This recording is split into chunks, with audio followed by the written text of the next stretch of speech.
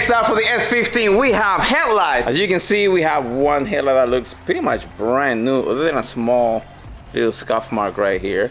And then this one, I don't know what happened, but this is yellow. So I'm gonna get my materials, which is from Maguire, so I'm gonna make this thing look brand new again.